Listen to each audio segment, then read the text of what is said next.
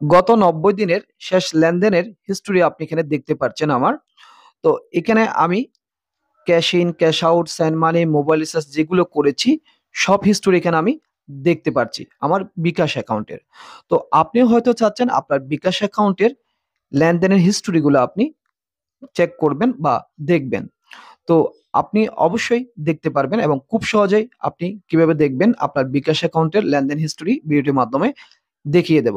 তো আপনি এখানে এসে আপনি আপনার বিকাশ অ্যাকাউন্টের শেষ ৯০ দিনের লেনদেনের হিস্টোরি আপনি দেখতে পারবেন। তো আর কথা বাড়াচ্ছি না, চলুন দেখে নেওয়া যাক আপনার বিকাশ অ্যাকাউন্টের লেনদেনের হিস্টোরি খুব সহজে আপনি কিভাবে দেখবেন।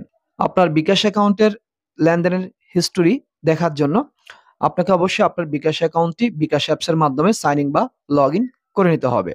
তো আপনি যদি আপনার বিকাশ অ্যাকাউন্টটি বিকাশ অ্যাপসের মাধ্যমে সাইন ইন বা লগ ইন করে থাকেন তাহলে অবশ্যই আপনার বিকাশ অ্যাপসে ক্লিক করবেন। তো বিকাশ অ্যাপসে ক্লিক করার পর আপনার বিকাশ অ্যাকাউন্টের পাসওয়ার্ডটি দিয়ে লগ ইন করে নেবেন। তো আমি আমার বিকাশ অ্যাকাউন্টের পাসওয়ার্ডটি দিয়ে দিলাম। দিয়ে দেওয়ার পর পরবর্তী এখানে ক্লিক করছি। করার পর দেখবেন আপনার বিকাশ অ্যাপসের হোম পেজে চলে আসবেন। হোম পেজে আসার পর এখন আপনি এখান থেকে আপনার বিকাশ অ্যাকাউন্টের লেনদেনের হিস্টোরি গুলো কিভাবে দেখবেন।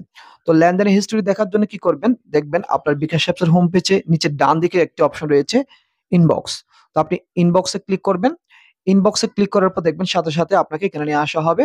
তো এখানে আপনি আসার পর দেখতে পাবেন আপনার বিকাশ অ্যাকাউন্টের আপনি যে লেনদেনগুলো করেছেন সেই লেনদেনগুলোর হিস্টোরি আপনি এখানে দেখতে পাবেন। আপনি নিচে গেলে সব হিস্টোরি আপনি এখান থেকে দেখতে পাবেন।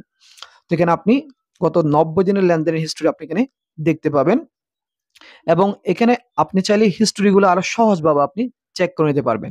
এখানে দেখবেন ডান দিকে অপশন রয়েছে ফিল্টার। আপনি যদি ফিল্টারে ক্লিক করেন, ফিল্টারে ক্লিক করলে এখানে অপশন চলে আসবে। আপনি যদি শুধু সেন্ড মানি হিস্টোরি গুলো দেখতে চান, সেন্ড মানিতে ক্লিক করলে শুধু আপনি সেন্ড মানি হিস্টোরি দেখতে পারবেন। আপনি যদি মোবাইল রিচার্জ লেনদেন করেছেন সেই হিস্টোরি দেখতে চান তাহলে আপনি মোবাইল রিচার্জ এখানে ক্লিক করলে সেই হিস্টোরি দেখতে পারবেন। বা পেমেন্ট, পে বিল অন্যান্য দেখতে চাইলে আপনি এখান থেকে মানে আপনার একটা একটা আলাদা করে হিস্টোরি আপনি দেখতে পারেন। তো আপনার ইচ্ছে অনুযায়ী আপনি এখানে দেখতে পারেন এবং বা আপনি চাইলে এখানে নাম্বার দিয়েও আপনি খুঁজে নিতে পারবেন লেনদেনের হিস্টোরি। বা আপনি যে নাম্বারটার মাধ্যমে লেনদেন করছেন সেই নাম্বারটা যদি এখানে না দেখেন, নাম্বারটা চার্জ দিলেই চলে আসবে। বা আপনি দেখা যাচ্ছে ট্রানজাকশন আইডি দিয়েও খুঁজে নিতে পারেন। তো ট্রানজাকশন আইডি বিষয়ে হয়তো আপনারা অনেকে জানেন না। তো যদি না জেনে থাকেন আপনাকে আমি দেখিয়ে দিচ্ছি, বা হয়তো অনেকে জানেন অনেকে জানে না, তাও আমি দেখিয়ে দিচ্ছি।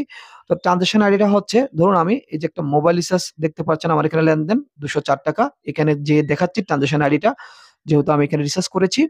তো মোবাইল রিচার্জ পাশে ডান দিকে এখানে চিহ্ন রয়েছে 204 টাকার নিচে চিহ্ন রয়েছে, এখানে ক্লিক করলাম। এখানে ক্লিক করার সাথে সাথে দেখুন এখানে অপশন চলে আসছে এবং এখানে দেখুন নিচে একটা অপশন রয়েছে ট্রানজাকশন আইডি। তো এটাকে বলা হয় ট্রানজাকশন আইডি। তো আপনি এরকম ট্রানজাকশন আইডি দিয়েও এখান থেকে আপনি খুঁজে নিতে পারেন। দেখুন উপরে বাম দিকে বক্স রয়েছে ট্রানজাকশন আইডি বা নাম্বার দিয়ে খুঁজুন। এখানে নাম্বার বা ট্রানজাকশন আইডি দিয়ে আপনি এখানে আপনার হিস্টোরি খুঁজে নিতে পারেন। মানে আপনি যে লেনদেন করেছেন কোন নাম্বার খুঁজতে চাচ্ছেন, কোন ট্রানজাকশন আইডি দিয়ে খুঁজতে চাচ্ছেন সেটা আপনি খুঁজে নিতে পারেন। তো এভাবে চাইলে আপনার বিকাশ অ্যাকাউন্টের লেনদেন হিস্টোরি আপনি খুব সহজেই দেখে নিতে পারেন।